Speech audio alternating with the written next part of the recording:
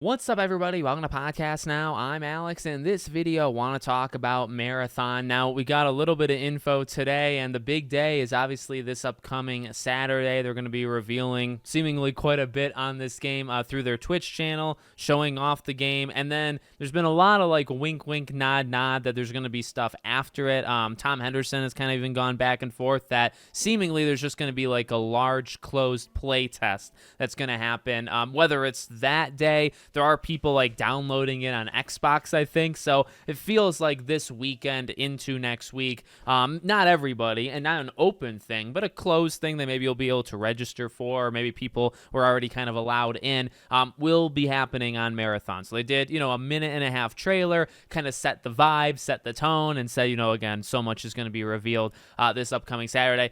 For me personally, it's not that big of a deal. This game isn't really, I think, for somebody like me. Now, what I will say, to kind of separate myself, because you say, well, why are you making the video?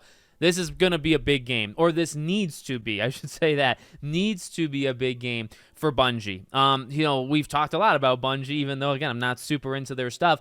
PlayStation's decision or Sony's decision to buy them. And, one thing I will say that I can actually relate to that I really do like, you see behind me, the art style is extremely, extremely good. I think, and that's really something you can go back to Bungie's roots, any of Bungie's, original games. They do a really good job in certain areas, and honestly, gameplay is another area. Like it or hate it, what they did with Destiny was rather important and rather impactful, and stayed around for a while. Now I've kind of watched it from afar. I feel like they've made the community mad several times, like massive outrage. I don't really know the state of Destiny 2 right now, but I last time I checked, again from the outside looking in, it didn't seem like it was in the greatest spot. So again, hence why I say, I feel like they've always been good at certain things, and I feel like the expectation for their games and for Marathon should always be high, right? Like it still is Bungie. It still kind of has that name, but much like we talk about, and they're not excluded from this,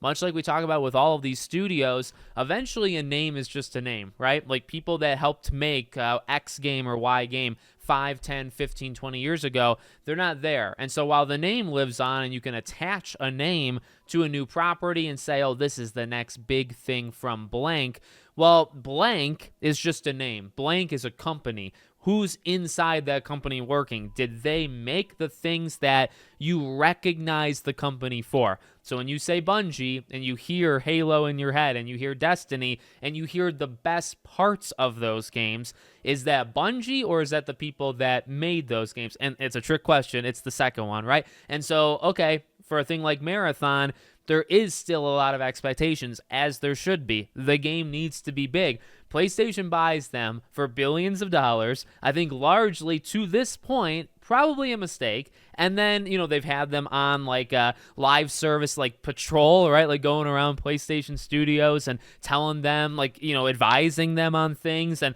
that didn't seem to be going too well, unless the advisement was for PlayStation to cancel them all, because that's largely what happened. Bottom line is they need a win. And I'm hoping, again, like visually, thing looks awesome. Extraction shooter could be cool. I don't know if that works as a live service thing. And also, visuals are cool, gameplay is cool. To me, for a game like this, what it really will come down to is the mechanics, and then it's the money infusion, right? Like, what do they do to keep the game around long term? And I even saw people actually joking about that on Twitter, where it's like, should you get invested based off of, X or Y, when at the end of the day, it's going to be about, okay, what's their plan to keep people in this game for 3, 4, 5 years, right? Because that's going to kill or make their game. And yeah, that ties really heavily to the gameplay. The gameplay is probably the most important part to that entire thing, but it's the mechanics. It's how they roll it out. It's updates and how they do it. That's the important part. And if they can't nail that, the whole thing is going to fall apart anyway, so it's not really going to matter. So I am excited. I am going to watch it, and if there is a playtest large enough to, kind of take over everybody, I would absolutely, check the thing out. I did play Destiny back in the day, both of them, just not very much, and I actually liked it. I liked it for being kind of an outsider, jumping in, playing it, leaving. to me, Destiny got way too confusing. I remember jumping in Destiny a couple of years after Destiny 2, a couple of years after it came out, and it felt like a different game. It felt like a game that you needed to have been along with it for the years. Otherwise, if they just didn't care about you, they kind of left you behind. That's the feeling I got. So that's, I feel like that kind of happens with certain games, right? They're around for 6, 7, 8 years. They evolve, and they're pretty hard to breach from like a newcomer type thing. That's just a situation, I guess, sometimes. And that's what happened to me. That's what it felt like when I went into Destiny 2. So we'll see what happens with Marathon, and we'll see if they can nail it. Let me know what you guys think in the comments. Make sure, as always, you're subscribed to the channel, bell icon turned on, and I hope to see you all on the next one.